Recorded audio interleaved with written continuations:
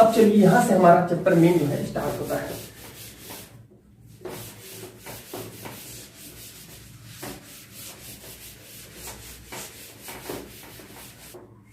संचार व्यवस्था के अवयव। ये स्टूडेंट संचार व्यवस्था के अवयव, तो क्या क्या अवयव होते हैं वो देखते हैं, ये पूछा जाता है। ठीक है, और स्पेशली इसका जो है चार्ट डायग्राम बोलिए या ब्लॉक डायग्राम आता ही आता है। ठीक है, तो देखेंगे क्या क्या होता है।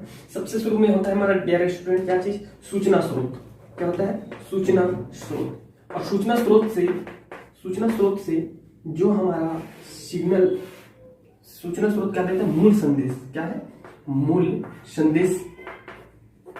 और मूल संदेश के बाद यह जाता है किसको, प्रेषित को। प्रेषित के बाद डियर स्टूडेंट, प्रेषित के बाद हमारा जो है यह बदल जाता है किसमें, मूल सूचना है या मूल संदेश है वह बदल जाता है संदेश सिग्नल में। ठीक है, सिग्नल में। और उसके बाद बीच में आ जाता है माध्यम। क्या हो जाता है, माध्यम। बताएंगे सब चीज को एक एक। ठीक है, वर्णन करेंगे, शोर। उसके बाद ये हो जाएगा आपका, या इसको बोल सकते हो प्रेषित सिग्नल। क्या है, प्रेषित सिग्नल। और यह अभिग्राही सिग्नल। और अभिग्राही सिग्नल के बाद जो नेक्स्ट स्टेप आएगा वो आएगा हम लोगों का अभिग्राही। क्या, अभिग्राही मूल संदेश, मूल संदेश क्यों, अभिग्राही सिग्नल। फिर इसके बाद आएगा हमारा संदेश प्राप्त करता है।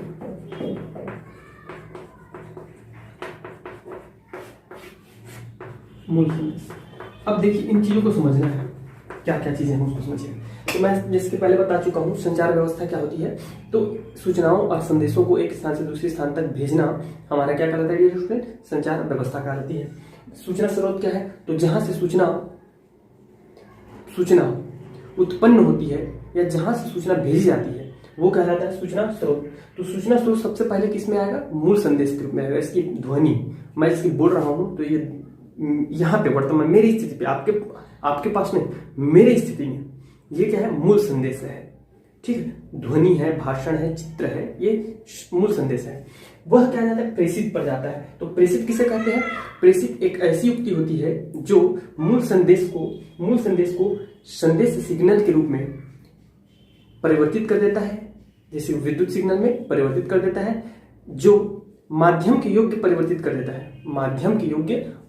कर देता है। ठीक है डियर स्टूडेंट, इस प्रेषित में, ये प्रेषित अकेला नहीं होता, इस प्रेषित में कुछ चीजें होती है। याद रखिएगा कौन कौन सी चीज होता है। ये बना होता है, प्रेषित जो है वो बना होता है ट्रांसड्यूसर यही रहता है, हमारे मोबाइल में रहता है ट्रांसड्यूसर का कार्य क्या है मैं पहले बता चुका हूँ, ध्वनि ऊर्जा को विद्युत ऊर्जा में बदलना। ठीक है, इसमें रहता है डियर स्टूडेंट एंटीना। क्या रहता है, एंटीना रहता है। ठीक है, और क्या रहता है मेरा भाई, और रहता है मांडुलक। क्या रहता है, मांडुलक। कम आवृत्ति के ध्वनि तरंगों को उच्च आवृत्ति के ध्वनि तरंगों में परिवर्तित करता है, तो मांडुलक रहता है। तो इस प्रकार तीन चीजें होती हैं। ठीक है, तत्पश्चात ये क्या करेगा, और साथ ही साथ रहता है प्रवर्धक एम्पलीफायर। ठीक है, जो क्या करता है, आयाम में वृद्धि के साथ साथ तीव्रता में वृद्धि करता है। ठीक है, तो प्रबलता को बढ़ाता है। इतने चीज जो है प्रेषित में रहता है। प्रेषित अब वो क्या बन जाएगा, प्रेषित सिग्नल बन जाएगा। ठीक है, वास्तव में वो विद्युत सिग्नल बन गया, एनालॉग होगा या तो डिजिटल होगा, मोस्टली एनालॉग सिग्नल बदल गया। एनालॉग सिग्नल जो है यहाँ पे आप लोग चाहे लिख सकते हो एनालॉग सिग्नल। ठीक है, तो एनालॉग सिग्नल जो है अब माध्यम में जाएगा। तो माध्यम क्या होता है, माध्यम वह भौतिक व्यवस्था होती है जिसके द्वारा प्रेषित से प्राप्त सिग्नल को अभिग्राही तक पहुंचाता है। जैसे कि ये हो सकता है तार, ये हो सकता है डियर स्टूडेंट आपका बेतार, वायरलेस भी हो सकता है, तार भी हो सकता है। ठीक है, केबल हो सकता है। ठीक है, तो ये माध्यम होता है। अगर माध्यम में कोई त्रुटि है तो वहां सिग्नल में, संदेश में, मूल संदेश में जो है अवांछित सिग्नल उत्पन्न हो जाते हैं, जिसे हम रव या कलरव या नॉइस या शोर कहते हैं। ठीक है, माध्यम जो है अभिग्राही क्या होता है, तो माध्यम से प्राप्त सिग्नल को सूचना प्राप्त करता योग्य बनाने वाले व्यक्ति को हम अभिग्राही करते हैं। यहाँ क्या क्या लगा रहेगा, यहाँ भी एक एंटीना लगा रहेगा, एंटीना तो दोनों तरफ रहना है। ट्रांसड्यूसर यहाँ भी लगेगा, ये क्या करेगा, ये हमारा विद्युत ऊर्जा को अब ध्वनि ऊर्जा में बदल देगा।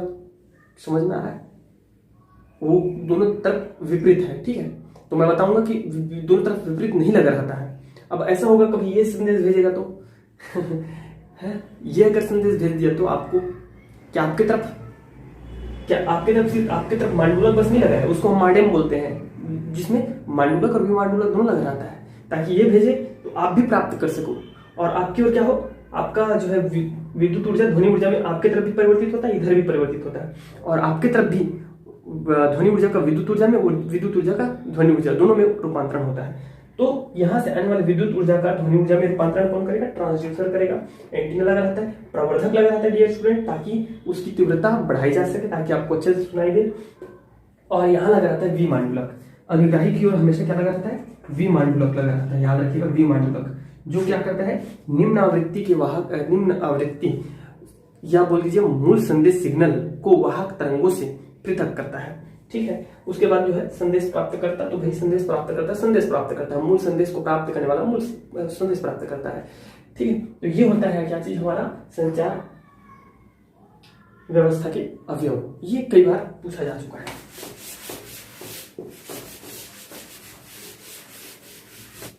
डियर, बात कर लेते हैं संचार के ढंग की, मोड्स ऑफ कम्युनिकेशन, ठीक है। तो संचार के ढंग क्या है, ये दो प्रकार के होते हैं। एक होता है हमारा बिंदु से बिंदु संचार, क्या होता है, बिंदु से बिंदु संचार, और दूसरा होता है डियर स्टूडेंट प्रसारण। तो बिंदु से बिंदु संचार क्या है, जब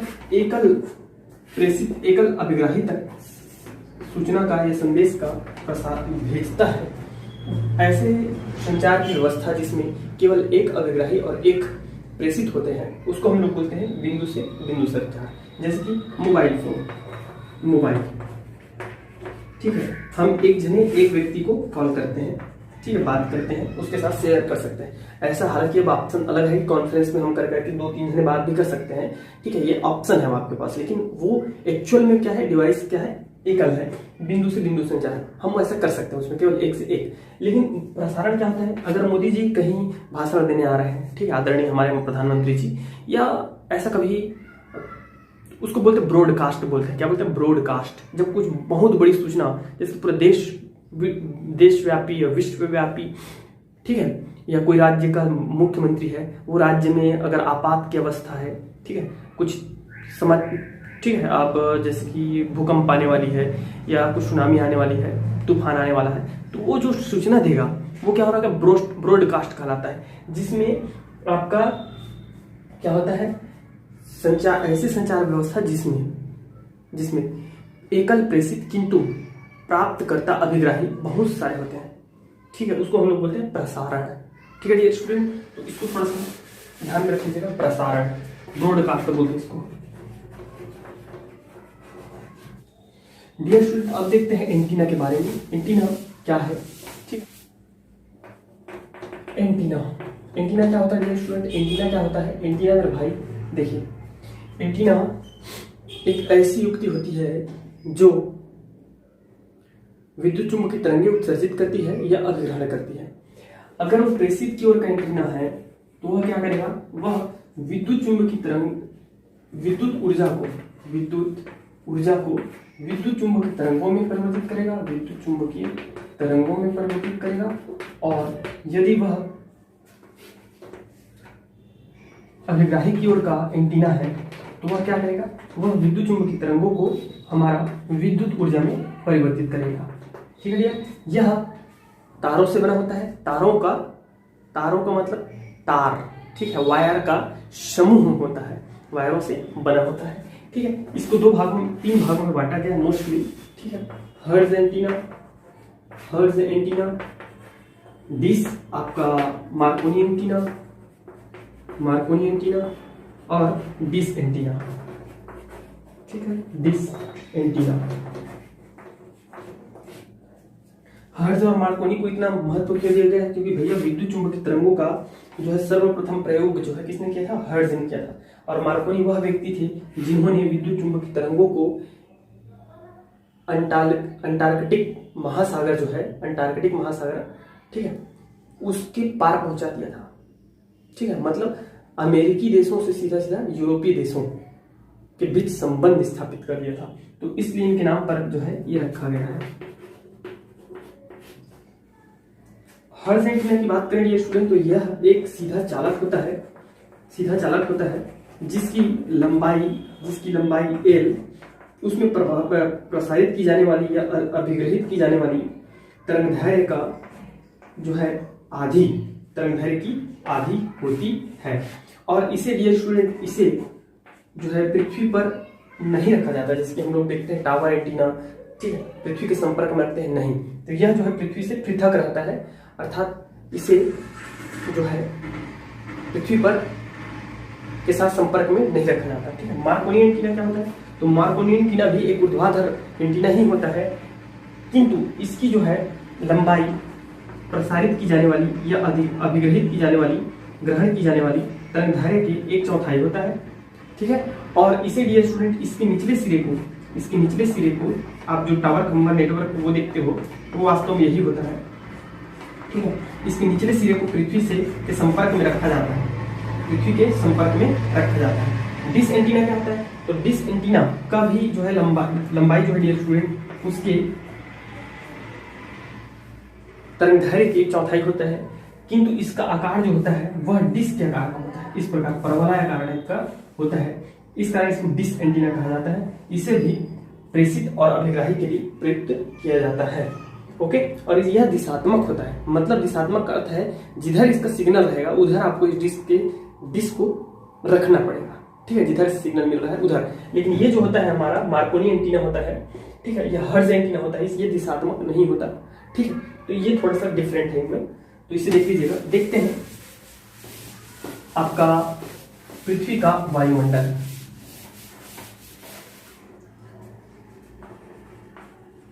पृथ्वी का वायुमंडल जो है डियर स्टूडेंट, वायुमंडल आप लोग को जिसकी पता है, एटमॉस्फेयर ऑफ अर्थ। तो पृथ्वी का वायुमंडल क्या है? पृथ्वी के चारों ओर पाए जाने वाले गैसों के समूह को बोलिए या गैसों के मिश्रण को ही हम लोग क्या कहते हैं? वायुमंडल कहते हैं। और ये स्टूडेंट इस वायुमंडल को 4 भागों में विभाजित किया जाता है। हालांकि हमको इसमें से सिर्फ एक भाग को ही पढ़ना है, किंतु अभी वर्तमान में 4 भाग दिखे। कौन कौन सा? क्षोभ मंडल। और ये क्षोभ मंडल वही है जिस पे हम रहते हैं, जिस पे क्लाइमेट चेंज पाया जाता है, जिस पे बादल पाया जाता है, जिस पे हवाई जहाज उड़ती है। ठीक है, ये वही है क्षोभ मंडल। दूसरा होता है डियर स्टूडेंट समताप मंडल, जिसमें हमारा ओजोन परत पाया जाता है, समताप मंडल। ठीक है, तीसरा होता है क्या चीज? मध्य मंडल। ये जो है लगभग 65 किलोमीटर तक पाया जाता है। मध्य मंडल जो है 65 किलोमीटर तक पाया जाता है। और 65 किलोमीटर से आगे जितना भी वायुमंडल की अंतिम छोर है वह आता है आयन मंडल में। किसमें? आयन मंडल। हमें डियर स्टूडेंट इस चीज को पढ़ना है क्योंकि ये हमारे काम का है। तो आयन मंडल क्या है मेरे भाई? तो पृथ्वी के सतह से 65 किलोमीटर की दूरी, 65 किलोमीटर, वायुमंडल में 65 किलोमीटर से लेकर के वायुमंडल के अंतिम छोर तक आयन मंडल कहलाता है। क्यों? जैसे डियर स्टूडेंट आप सबको पता है कि सूर्य से बहुत ही तीव्र और पराबैंगनी किरणें उत्सर्जित होती है। उन तीव्र पराबैंगनी किरणों की वजह से एवं उच्च ऊर्जा वाले किरणों की वजह से हमारा जो वायु है वह आयनित हो जाता है, आवेश के रूप में पाया जाता है, जिसके कारण हम उसे क्या कहते हैं? आयन मंडल कहते हैं। क्या कहते हैं? आयन मंडल कहते हैं।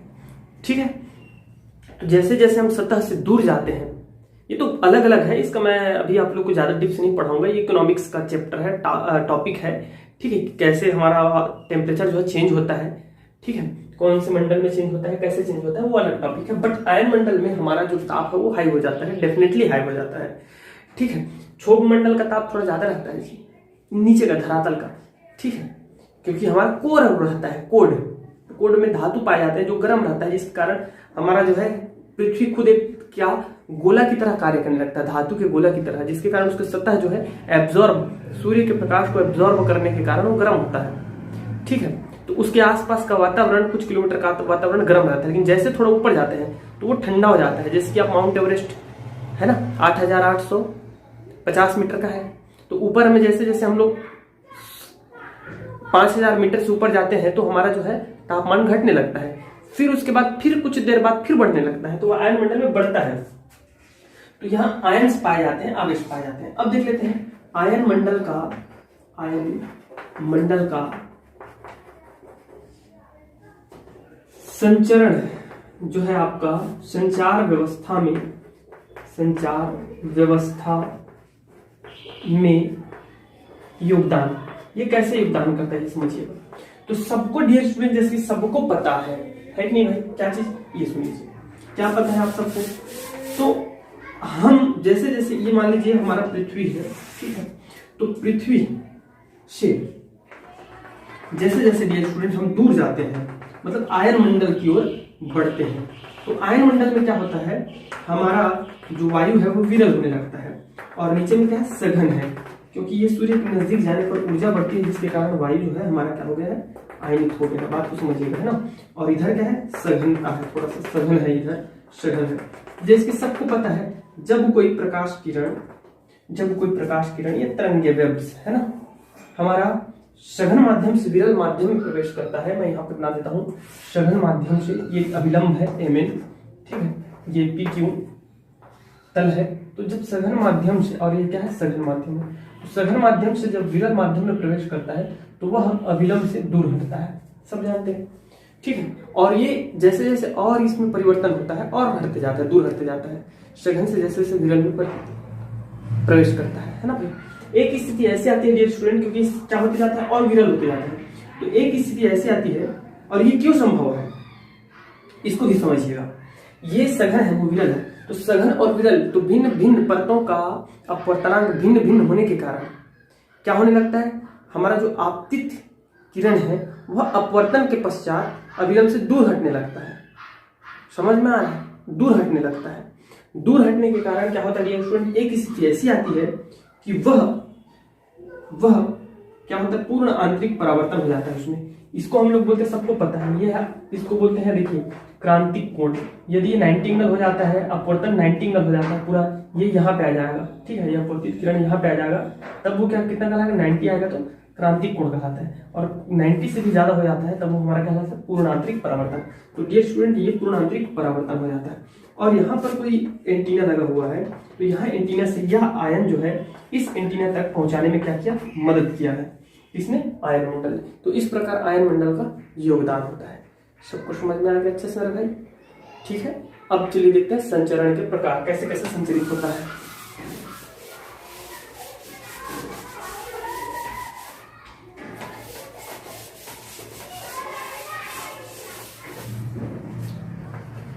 विद्युत चुंबकीय तरंगों का संचरण।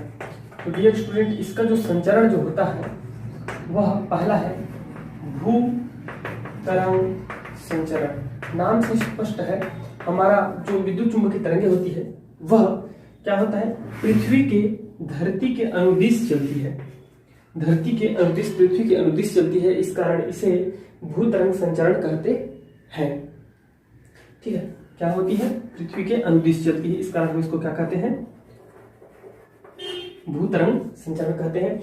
इसमें डियर स्टूडेंट हमारा जो तरंग है वो पृथ्वी के समांतर चलती है, उसके अनुदिश चलती है, और ऊर्जा का एक स्थान से दूसरे स्थान तक स्थानांतरण करती है, ठीक है। ऊर्जा का एक स्थान से दूसरे स्थान तक स्थानांतरण करती है, क्योंकि पृथ्वी जो है ऊर्जा को अवशोषित करता है, एब्जॉर्ब करता है। इसके कारण यह जो हमारा विद्युत चुंबकीय तरंगे हैं, विद्युत चुंबकीय तरंगे हैं, भूतरंग है ना, भूतरंगे हैं, इसका ऊर्जा को एब्जॉर्ब करती है पृथ्वी, सोखती है, जिसके कारण ये बहुत जल्दी क्या हो जाता है, क्षीण हो जाता है।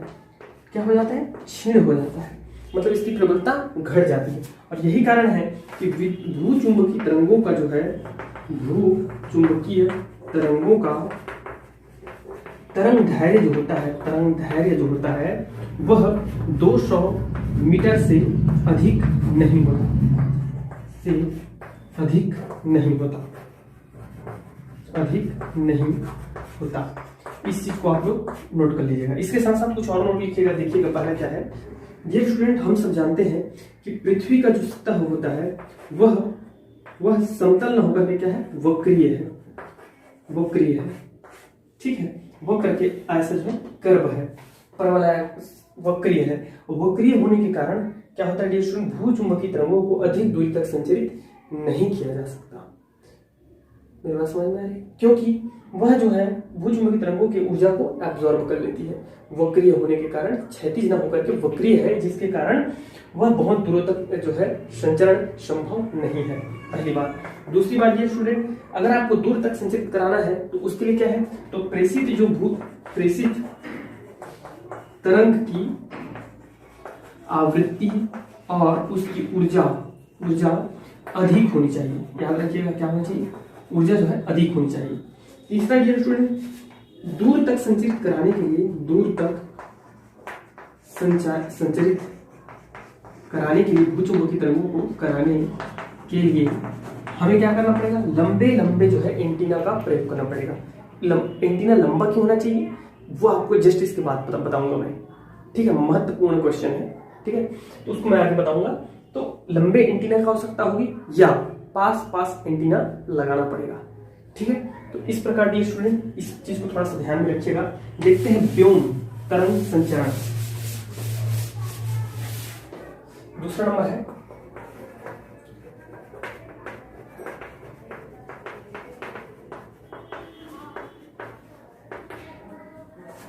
वे, आप लोग लिखिएगा, वे रेडियो तरंगे जिन्हें या जिनको आयन मंडल की सहायता से एक स्थान से दूसरे स्थान तक प्रेषित किया जाता है उसे हम क्या कहते हैं, व्योम तरंग संचरण कहते हैं। जैसे कि अभी आपने देखा था, मैं आयन मंडल के द्वारा संचरण पढ़ाया हूं। ठीक है, आयन मंडल के द्वारा संचरण को हम लोग बोलते हैं व्योम तरंग संचरण। ठीक है डियर स्टूडेंट, इसमें इसकी खास बात ये होती है कि इस संचरण माध्यम के द्वारा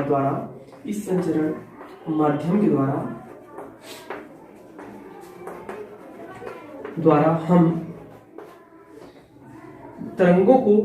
रेडियो तरंगों को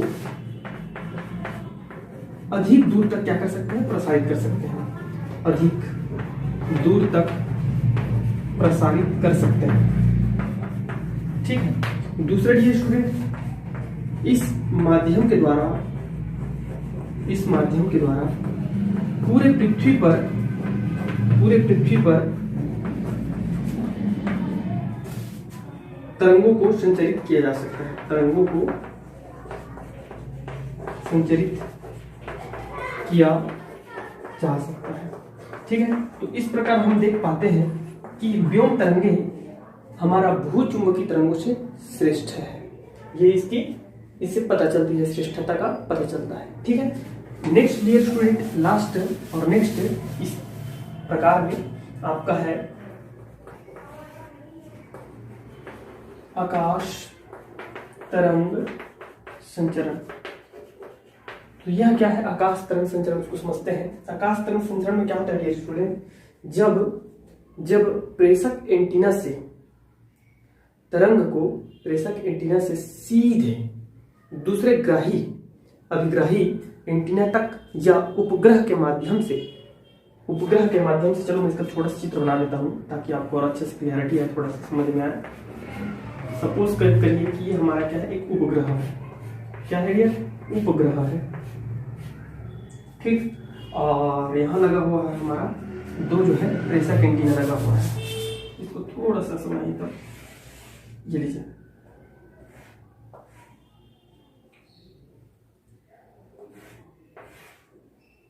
ठीक है, ऐसा कुछ हम लोग बना देते हैं, दैट इज टावर एंटीना।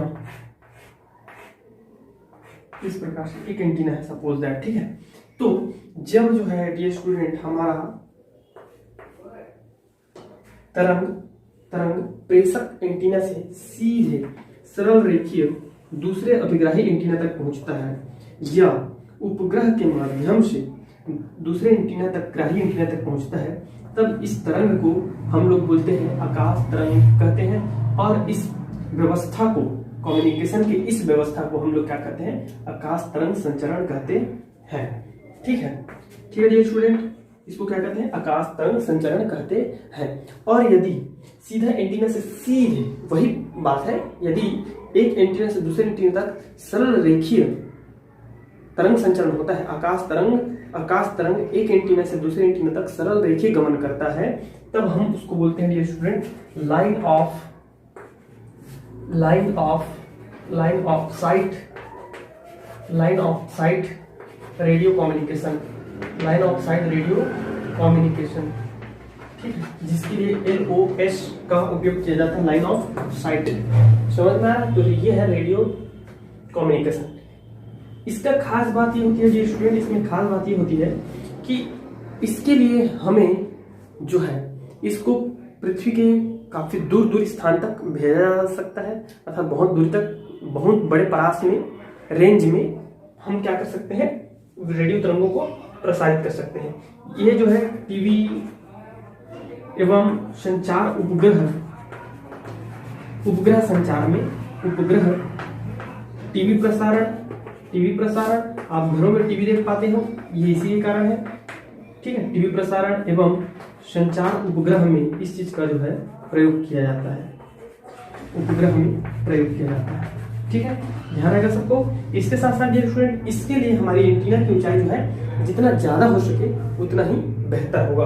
यदि आप LOS के द्वारा भेजना चाहते हो, क्योंकि सबको पता है कि हमारा जो पृथ्वी है वो क्या है, वक्रीय है, क्षैतिज नहीं है भाई, क्षैतिज नहीं, समतल वक्रीय है, जिसके कारण अवशोषित कर लेगा ऊर्जा को। अतः हमको जितना ज्यादा हो सके ऊंचाई अगर रहेगा उतना ही हमारे लिए क्या होगा, बेनिफिशियल होगा, अच्छा होगा। चीजें समझ में आ रही है? अब एक महत्वपूर्ण क्वेश्चन देख लेते हैं डियर स्टूडेंट, क्या टीवी टावर की ऊंचाई और उसके प्रसारण दूरी में संबंध क्या है, टीवी टावर की